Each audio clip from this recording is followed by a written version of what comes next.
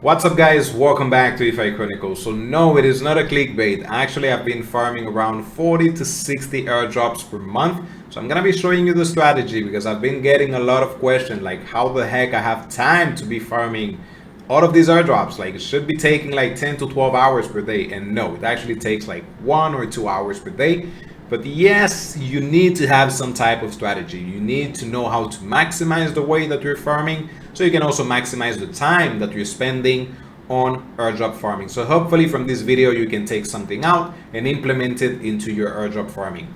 So number one, whenever I'm farming an airdrop, I like to start at the top, which is looking at a blockchain that is tokenless. So we have, for example, ZK Sync, which is my main focus. So what I would do, instead of me just going directly into ZK Sync, I would just think, what else I can use that is also tokenless on ZK Sync so I can farm them at the same time. So for example, since ZK Sync is a blockchain, for me to get involved with it directly, I need to use the dApps, which are the decentralized application. Just a dumb example, just like iOS from Apple, if you need to get involved with it, you need to purchase an iPhone, then start using the application like Instagram, CoinGecko, Facebook, so on and so forth, that are created for iPhone. So same thing for ZK Sync, you need to use the same application or the application that are built for ZK Sync. So for me, if I need to send my funds to ZK Sync, I would first choose a bridge that is tokenless. So instead of me just going with something like Rhino, I'm not saying that Rhino is bad. I've used it many times in the past. It is a great bridge. I'm just saying that it is not tokenless. So by using it, I'm not going to be receiving any type of reward in the future. My goal is to maximize all of that, what I'm doing, to make as much money as possible as an airdrop farmer. So what I would do first is go, for example, on OmniBTC, which it can be OmniBTC, it can be Bungee, it can be Orbiter, LeFi, whatever you really like to bridge, but you need to make sure that it is tokenless. So for me to send my funds, I would actually first go with Arbitrum, ETH, and then I would choose ZK Sync, ETH, and then I would send my funds to ZK Sync by using OmniBTC or Orbiter also, since it is also tokenless. There is always a link for OmniBTC since that is actually my favorite bridge. So once I send my funds to ZK Sync, now I start thinking, okay, what else I can also use that is also tokenless on ZK Sync instead of me just going by the usual Sync Swap or 1inch or so on and so forth. I would choose Odos, which is tokenless. I would use LeFi, which is tokenless. I would use Satori Finance and the Review, which are tokenless for leverage trading, something for NFTs, maybe NFTs to me. If I want to add something else, I could also add Hold Station, which they already did the airdrop, but it looks like we might have an airdrop in the future again.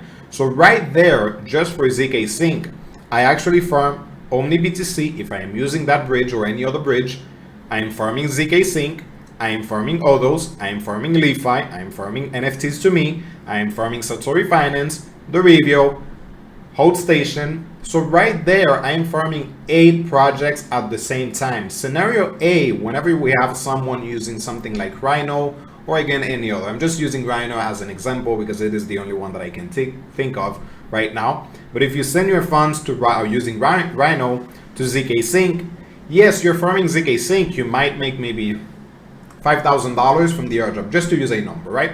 $5,000 from the airdrop, great. $5,000, it is still great. But on the other hand, if I can make $5,000 from ZK Sync and have 7 other projects giving me $500, $1,000, $2,000 per airdrop, well, in the end, I might be able to make maybe $10,000, $12,000, or even more than that. Because I still need to use something on ZK Sync to add some volume. So why not using something that is already tokenless? Same example, let's go ahead and use Solana. Solana, they already got a token, but there is a lot of projects on Solana that are tokenless. You guys know about Jito, which did an airdrop minimum, I think it was $10,000 at first, which by now it should be sitting around $17K, $20,000, which is pretty crazy. So same process, I would go to OmniBTC. I always start with Arbitrum. I would send my funds to BNB because they give me the option to start from BNB to Solana. That's how you need to bridge. And from there, we have the option to choose the alternative route, which is layer 0 protocol. So I am farming OmniBTC. I am farming layer 0. Once I have my funds on BNB chain, I need to send it to Solana. I will choose Sol. And right there, I have the option to also farm Wormhole. Guys, without even starting to farm some Solana projects, I already got 3 projects: OmniBTC, Layer 0, and Wormhole. Even though Layer 0 said that they're going to be doing the airdrop, so we don't know if they took the snapshot. Just in case, we can add some volume. We already got 3. Once I have my funds on Solana, I can actually use MarginFi to deposit some money, lend it, and then borrow against it. So if I have $200 worth of Solana, I would do maybe 190 worth of Solana lending into MarginFi, and then borrowing maybe 170, 150 from MarginFi. Once I have my 150 from MarginFi, maybe in USDC, I would go to something like Phoenix, which is tokenless, which is a DEX on Solana. So again, adding more projects that are tokenless, I would swap that $150 USDC and then into Solana, and then go into Camino lending, which is just like MarginFi, which you can lend your money and then borrow against it. So I would add 150 and then take back maybe 120, same process, worth of USDC. Once I have my 120, I can actually go into something like Drift, like Zeta Market, and then start adding some more volume, because Zeta Market works with leverage, Drift also with leverage, so I can actually add a lot of volume pretty quickly by using a little bit of leverage. So instead of me taking big trades and leaving them for maybe 1 day or 2 days, my goal is just to scalp. I am not trying to make money. I'm just trying to add volume. So I would put maybe $100, 3 X's, open a position, wait for 1 or 2 minutes, 3 minutes, 5 minutes maybe, and then close my position. My goal is not to make money. Sometimes I make $1, sometimes I lose $1. I'm okay with that. I'm not trying to make money. I'm just trying to add as much volume for the airdrop for Drift. Same for Zeta Markets. So right there, MarginFi, I don't need to play with it again, because since I'm adding the volume, I can just leave it and I'm gonna be earning some points every single day. Camino lending, same process. Phoenix, I just take a swap. Whenever I need to take another swap, I would just go to Phoenix and then add some more volume. Drift, Zeta Market. So right there, just by using that route, you're farming, again, OmniBTC, Layer 0, Wormhole, MarginFi, Phoenix, Camino lending, Drift, and then Zeta Markets. We have 8 projects. And I already mentioned 8 from ZK Sync.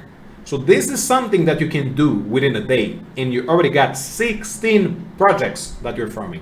So as you can see, it is completely achievable. And I've been doing it on the live stream, guys. In 8 days, we farm, I think it is 28 projects, something like that. We actually got the list here.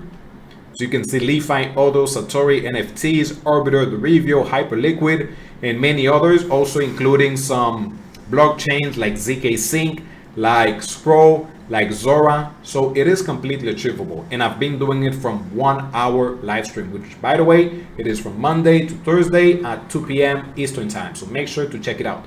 So right there, just make sure that you know the best possible route to add as much volume as possible, and also using something that is tokenless. So next time that you need to bridge, think about something that is tokenless. You need to swap, think about something that is tokenless. You need to use any single thing, make sure that it is something that is tokenless. Obviously, do your research first, make sure that it is a good project, that you can add some funds into it, but if it is tokenless, even better. That's it, and track your transaction. There is also a link for the tracker in the description. If you don't use it, just create something that you can track your transaction, because in the future, you'll be farming a shitload of projects, just like myself. So that's it. Let me know in the comment section if you have any suggestion, question, and also if this content was good, you took something out of it, please share it with a friend, subscribe, like, it is completely free. Thank you for watching, guys. Take care.